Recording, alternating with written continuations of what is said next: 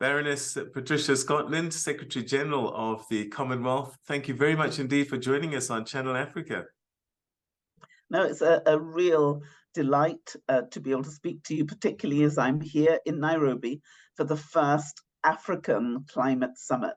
And it's been a dynamic week so far. Let's talk about what you've seen. Thousands of delegates, officials from more than 50 countries, and heads of state as well in attendance.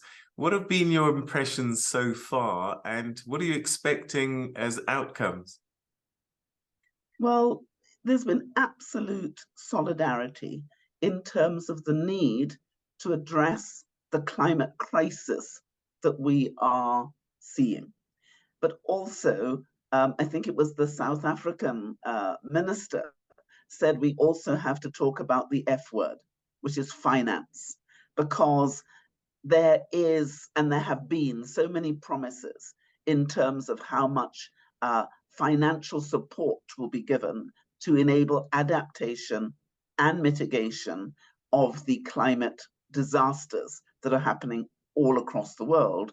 But the question is, how much has actually been delivered? And the president of Kenya has been talking about how this could be a win-win, that this is not a moment for us to talk about the North versus the South.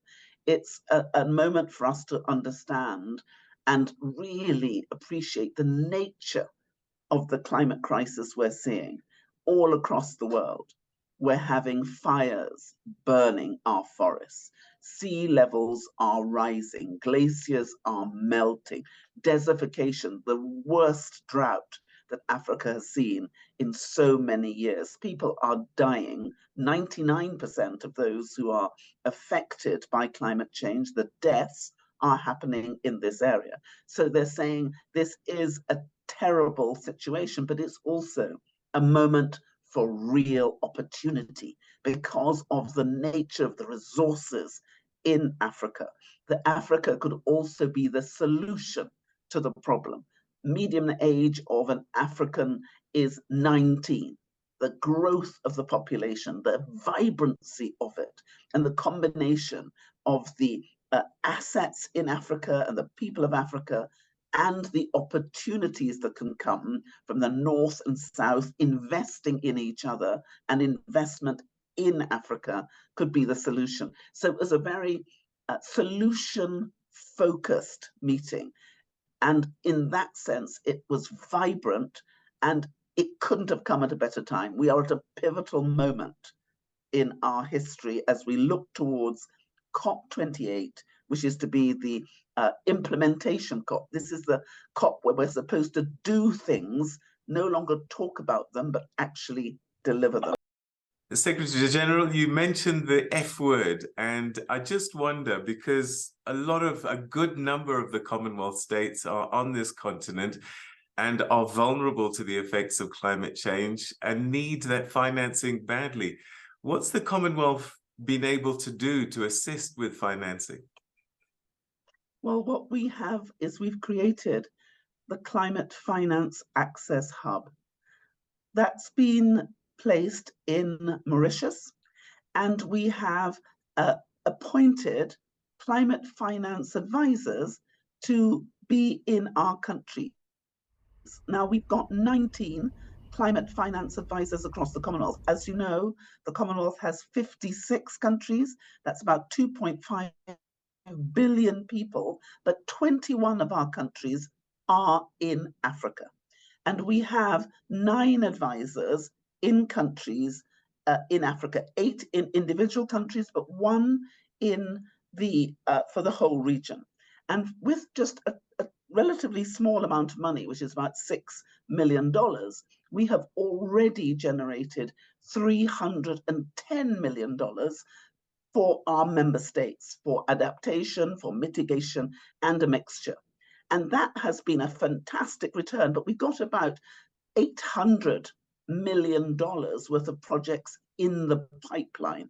And these are desperately needed projects to enable our member states to meet the objectives of the Paris. But of that $310 million, 214 million has gone to our countries in Africa. And one of the most recent successful applications was in relation to water for 5 countries within the SADC region, your region.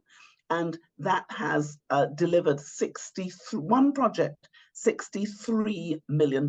And it's the first successful project which has been a regional base. So what we're going to do is to expand that opportunity, try and make more applications. And this is where solidarity matters, because bringing our countries together to make applications which will benefit the region, because all of our countries are in similar situations, will make the difference.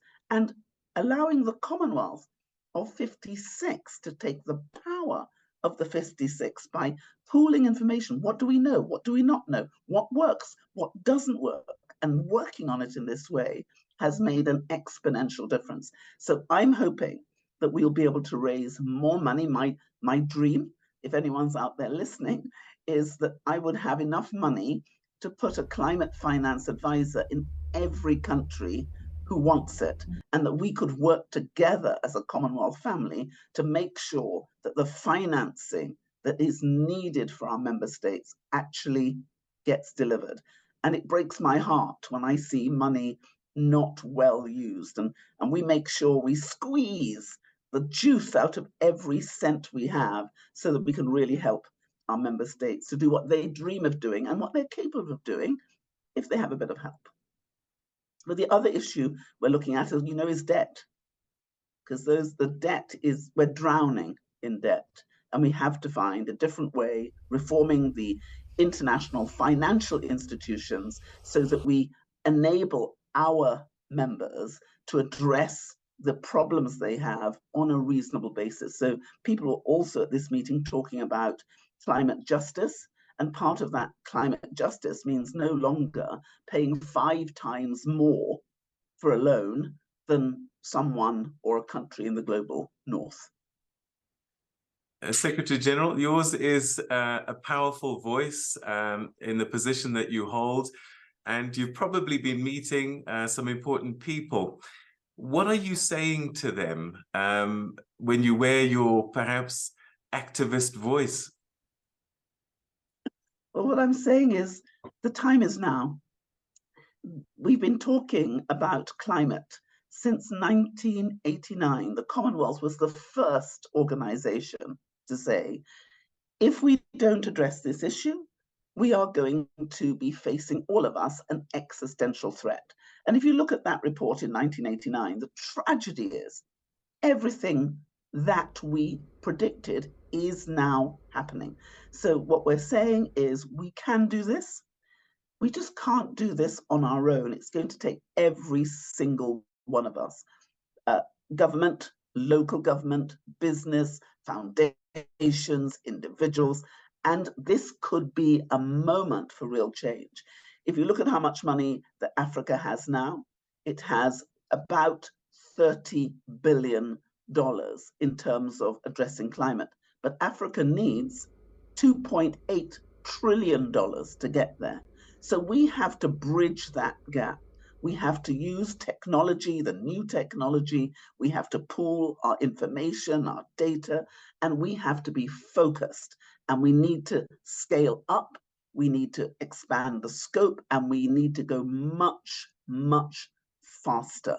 And the joy of it is as a result of what we now know, it's possible, but it's only possible if we work together. And I've said many times that I agreed with Nelson Mandela. Everything looks impossible until it's done. And so I've been saying to everybody, we now need to just do this. We have the capacity. Let's get it done. Perhaps finally, Secretary-General, I know that Africa is just one wing or part of the Commonwealth. but this is the Africa Climate Summit, and I just wonder what message the continent should be taking to Dubai for COP28. I think that the Kigali consensus, which has come here now to Nairobi, there'll be the Nairobi partnership agreement, all that we will agree here. That will be the roadmap to 2023 COP28. And just to say to you, the Commonwealth has really worked, because President Kagame went to the CARICOM meeting in the Caribbean as the head of the chair in office of the Commonwealth. But there was, from the Caribbean, the same message that is now being heard, that is like a drumbeat in Africa. From this meeting, everything that we agree here in Africa, I'm sure we're going to take to the UN General Assembly. We have a Commonwealth climate ministers meeting on the 21st of September, which is one day after Antonio Guterres' summit. We will take whatever we agree at that meeting to the Pacific Island Forum in the Cook Islands in the Pacific in November, and all of that will come together to give us a platform to go, and an agreement to go into the 2023 COP28.